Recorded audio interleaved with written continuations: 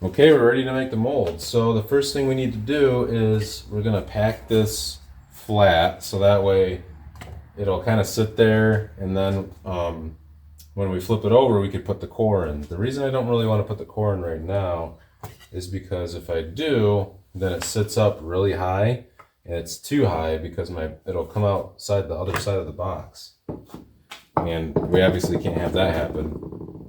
So I need to try to pack it in there first and then flip it over and do the other side.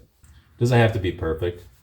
I'm going to be removing it anyways. It's just got to be there to kind of help fill in all the gaps for the sand on the top so that that part doesn't go through.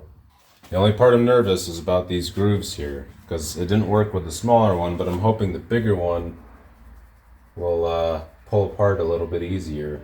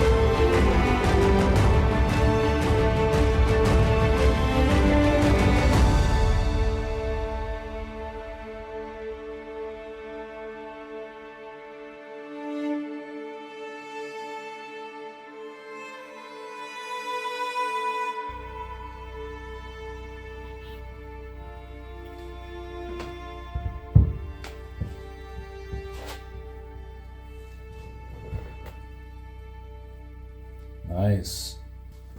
Looks like most of the detail came out, but some of the detail pulled. We got most of the bottom. Got some repairs to do though. All right, that's as good as it's gonna get, I think. So now what we need to do is get the core out of the 3D print here, and then we need to put it in place. Yep, just like so. So now when the metal goes in, it'll go out the other side and it'll go all the way around.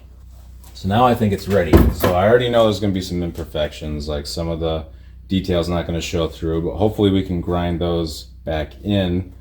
There's a lot of sand. I tried to get out every little speck I could, but it looks like there's still gonna be probably some here and there. So there might be a little bit of pitting, which is already expected. Now what I'm hoping doesn't happen is shrinkage. Since this is going to be such a thick part, I really hope that it's not going to shrink too much, so that's why I had the extra feeders down here, and I made them a little bit thicker. And I'm hoping that will be good enough, except for maybe down here. Maybe I should have added a fourth one, but I really didn't want to touch the blade at all. So hopefully these three will be sufficient enough to keep this from shrinking too much, and I really hope all the detail will show through. But other than that, I think we're ready to pour. So we're going to do this in aluminum bronze, and I have a whole bunch of like swarf, cut off sprues and feeders and shavings in here, but we also have to add a lot more metal than this to fill that axe. So let's add some more.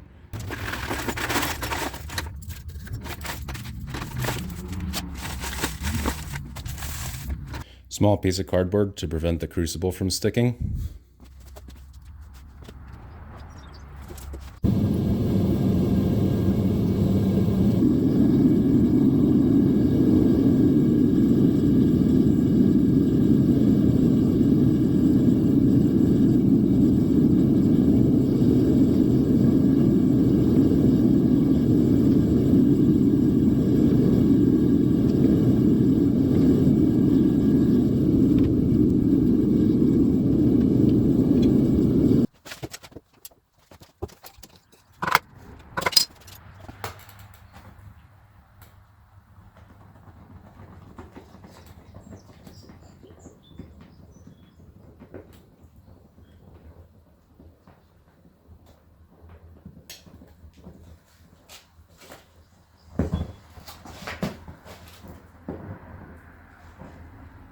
Shoot, I don't know if I had enough metal.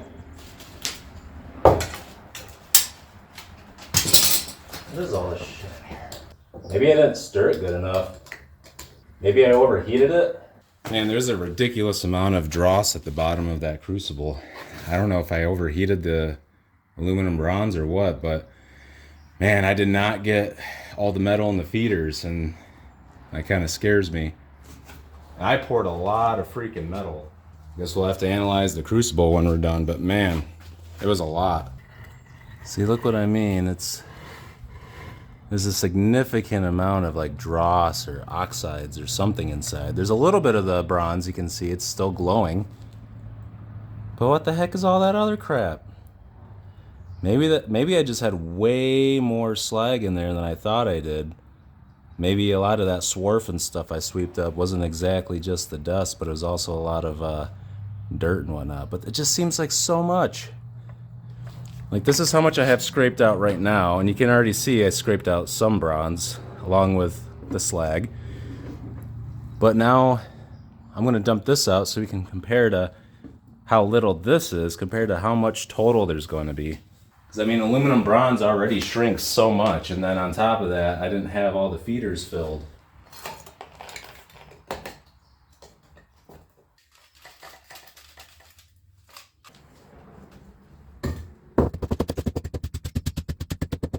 Man, I can't believe how much freaking slag I have. See, there's a big chunk of the actual bronze, so that would have been nice to have inside. But the other question I have is, why is there so much at the bottom of the crucible? That would mean that it has to be more dense than the actual bronze. And bronze is pretty dense, so I mean, the only thing I can really think of is like iron or steel or, you know, whatever.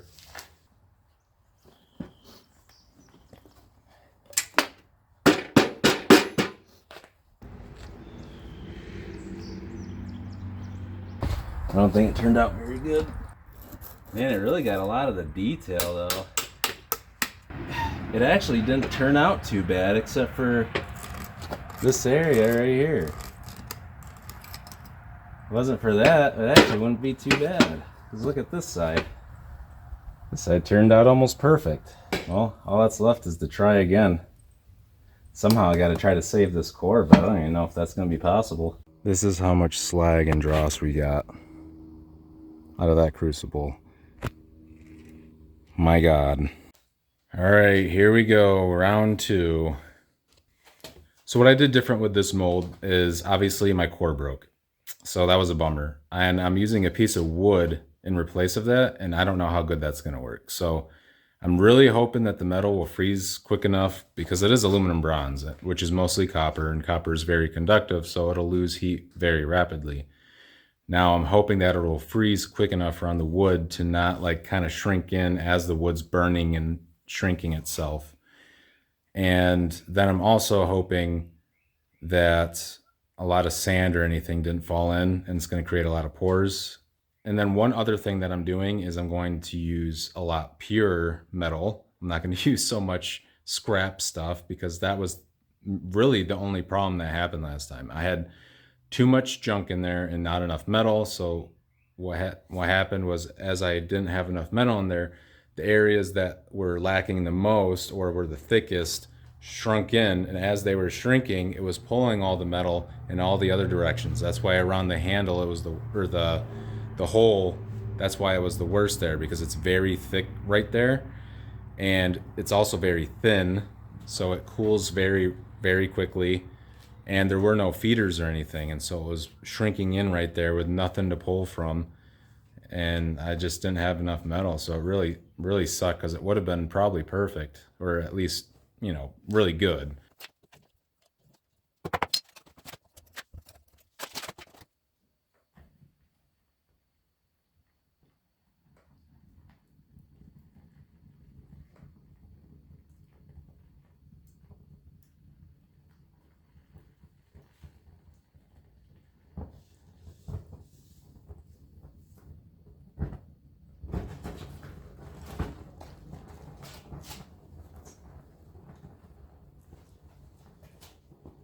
Man, that was literally a full crucible of metal. I'm wondering if some leaked out the bottom, but it didn't really sound like it.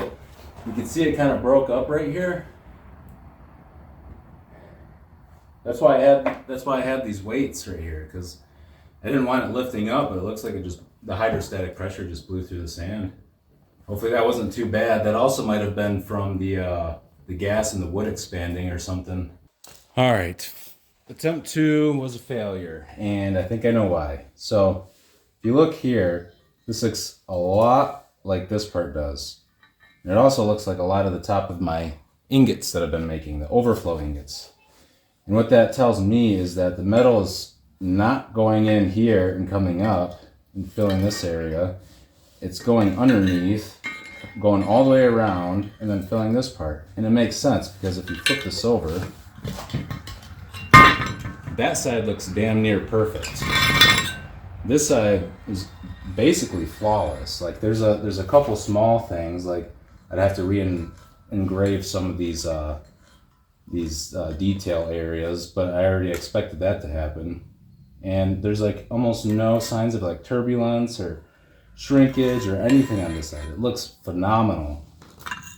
And you could see where the metal came in right here, and it goes up and it goes in and completely fills this area from all 3 points. But then on this side,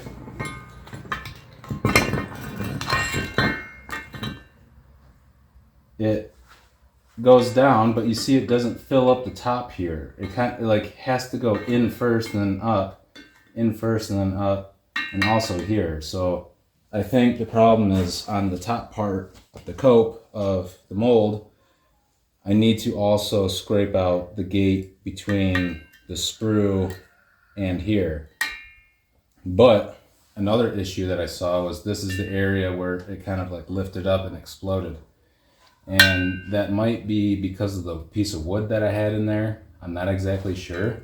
It looks like the wood kind of did its job and made the hollow part inside. I don't know how much that was a factor of this, but it very well could have been. So I think we might do one more attempt with the wood by also making the gates here, here, and here. But I might have to redesign it, because if this is going to push up on the top of the mold, this isn't really going to form that well. And maybe this is all sand particulates that kind of pushed up the sand, and then the sand fell into the metal or something. I don't know. Either way, it got messed up.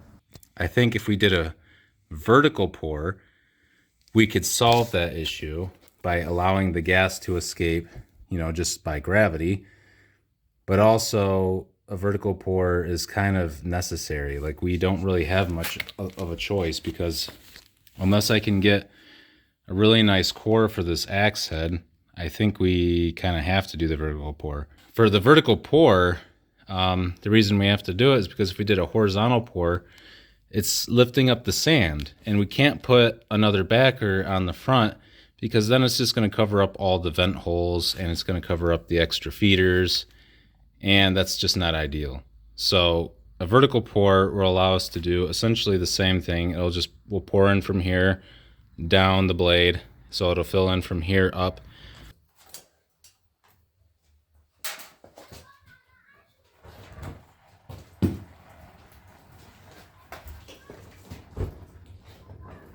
Well, here it is, another failure.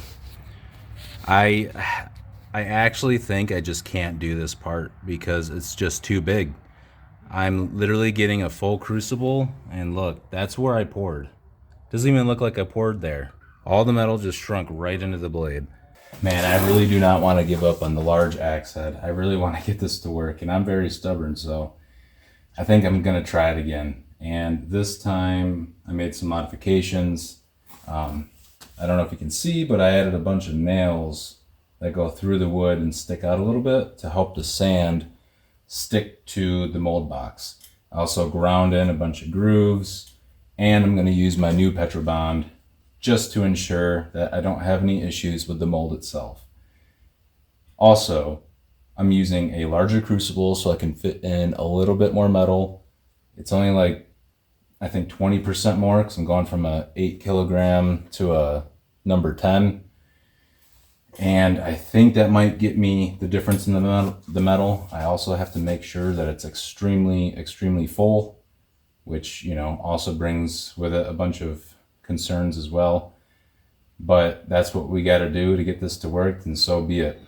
Another thing I'm going to do is I'm not going to use a feeder this way. I'm just going to draw a very thin vent line to allow any gases to escape. We're still going to do a vertical pour. I don't think I can do this without doing a vertical pour, because the sand just lifts up right here.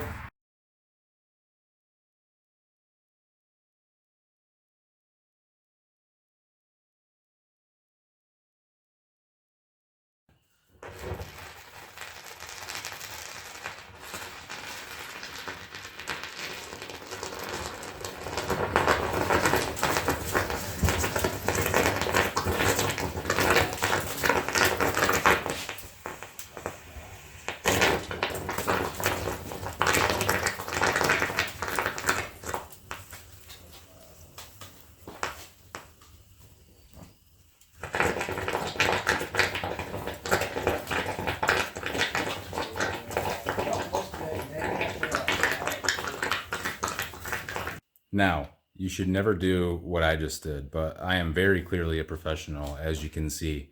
So it's okay for me to do these types of things. But that being said,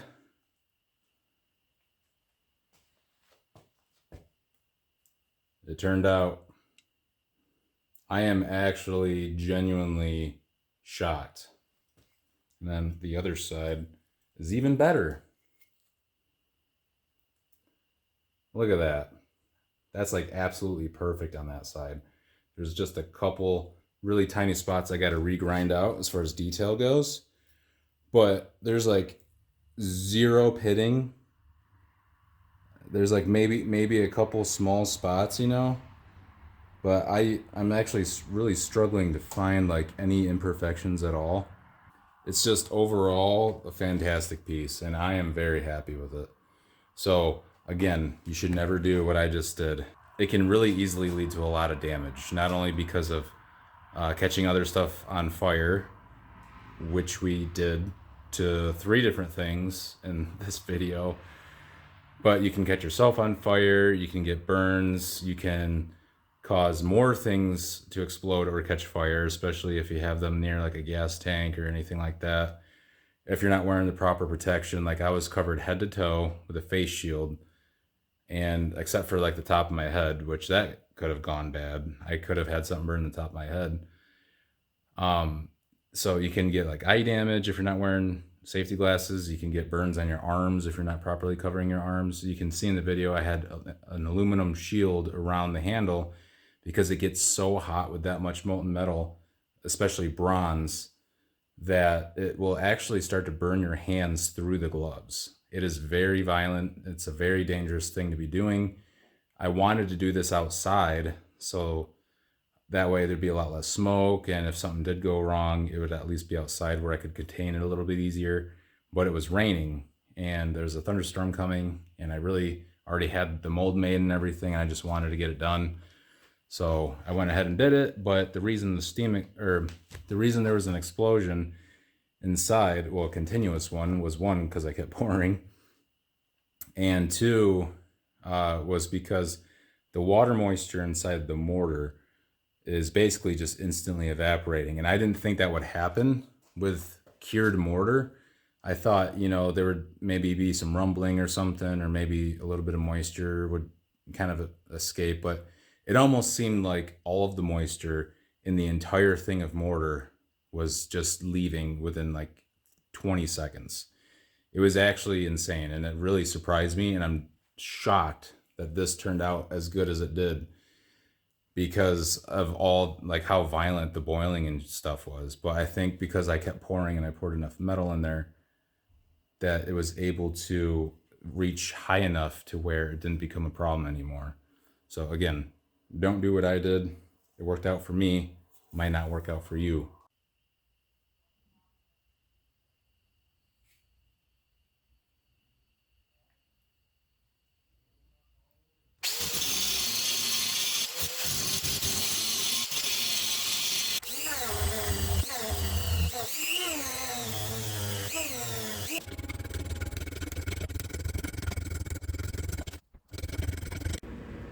Holy crap.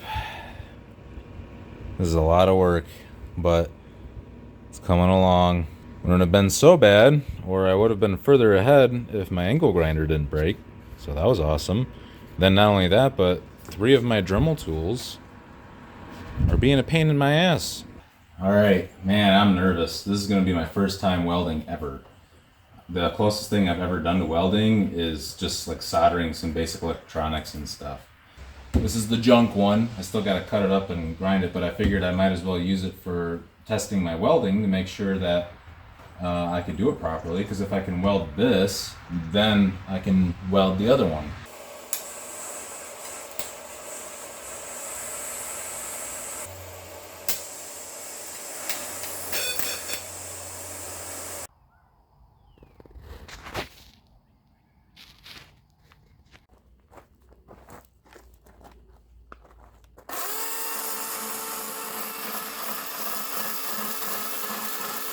Okay, I need to hurry up, but basically what I'm going to be doing is I'm going to be spray painting all of the detail on this black. So I'm going to spray paint the whole thing basically, and then I'm going to sand down the actual surface. So the detail will all be black, but then the surface will be the nice golden bronze. The reason I got to hurry up is because there's a thunderstorm coming.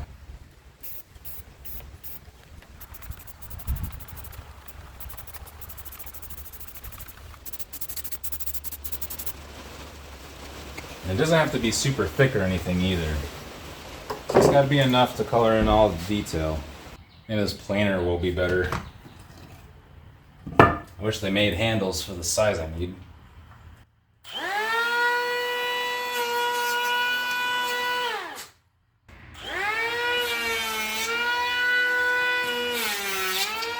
Okay, so I think I got the general profile of the axe handle done. And here it is. Looks pretty good, feels pretty good in the hands. Now all I got left to do is really sand it down nice and smooth, round it all the way around. And there is a little bit of a twist in it. I'm not sure if I can get it on camera here, but you can see there's like a little twist. So what I'm gonna do is, it's still a little damp anyways, I'm going to weigh it down with something super heavy and kind of let it dry maybe for a couple days. Sucks that I have to wait, but I want this to be nice and straight. But in the meantime, I'm going to try to get it as smooth as possible and try to pre-fit it into the axe head to see if it fits properly, which I have been occasionally doing to make sure I'm not sanding it down too far.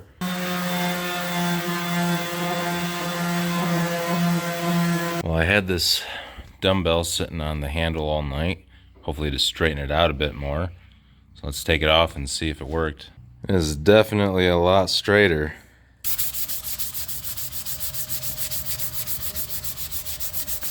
And I think this is the stain that we're going to use. It is a stain in polyurethane, Mission Oak satin color.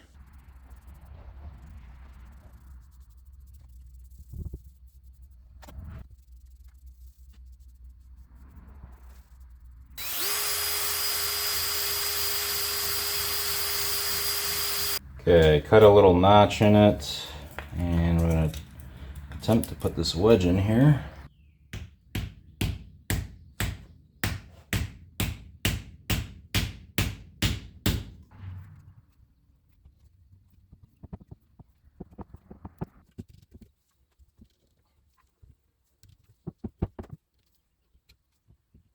Okay, so here's all the symbols laid out. Now, while I'm waiting for my soldering iron to heat up, I'll kind of explain what they mean. I just looked these up online, so I mean, they might not even be true. I mean, this one could mean ramen noodles or something. I have no idea. But this one means strength.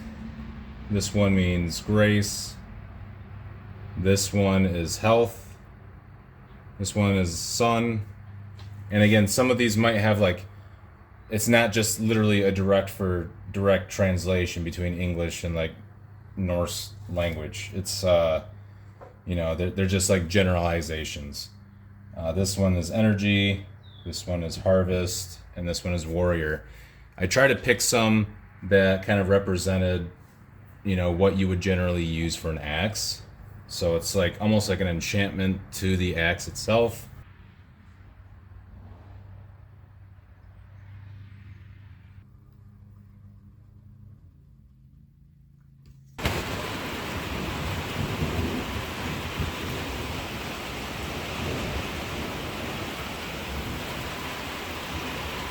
Nothing cooler than sharpening a Viking axe during a thunderstorm, huh?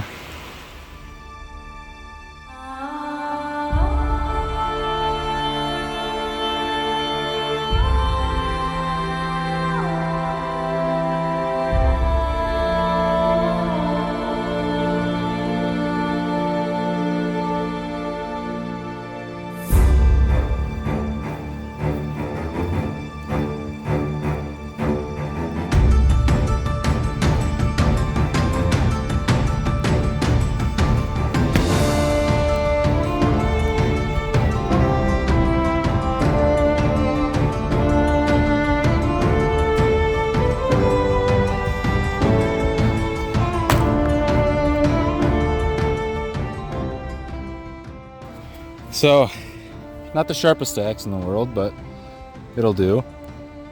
Maybe some of you guys down in the comments can give me some tips on how to sharpen an axe and make this thing even more deadly.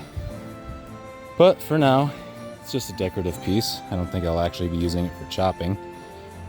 I think something that's professionally made for chopping wood would be a little bit more efficient than this, but overall, I think it's pretty awesome.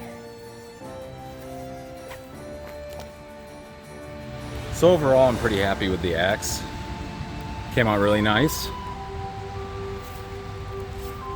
I love all the runes that I carved on it. I think it really added a nice touch to it. Got a nice 400 grit polish on it. But again, there's a few things I could probably use some tips on, like some nice leather wrapping. I maybe should have done like an actual leather wrap with some stitching and stuff, because what I've noticed is this leather rope, whatever you want to call it, gets kind of loose after just those 2 swings. It was already kind of loose, and I had to retighten it a little bit. And then maybe like how to sharpen the edge a little bit better. I don't know, maybe it's just me, but I've noticed that when I like file it, it's the sharpest, and then when I start to sand it down, it actually gets more dull, which is kind of weird. Maybe it's just the way I'm sanding it down. And then also like maybe some polishing on here as well. I want to try to get like nice mirror finishes on things, but I've been noticing it's kind of difficult to do. Let me know what you guys think down in the comments below. Maybe we make the Leviathan axe next. That'd be kind of cool, huh? Make sure you guys subscribe to the channel. Comment any advice, tips, what you think. What was your favorite part? Thanks guys for watching the video, and I'll see you guys in the next one. So what did you say you wanted to do? You wanted to be in what? A YouTube. You gotta say it louder. A YouTube video. You want to be in a YouTube video? Yeah. What do you think of my axe? Good. What do you think? Good. You like it? Yeah. Is it like Minecraft? Yeah. Use an axe in Minecraft? Yeah. What do you use an axe in Minecraft for? For trees and yeah, there's trees. And, For trees, getting wood and stuff? yeah. Do you think this would be able to get some wood? Yeah. Alright, well say bye to YouTube. Bye.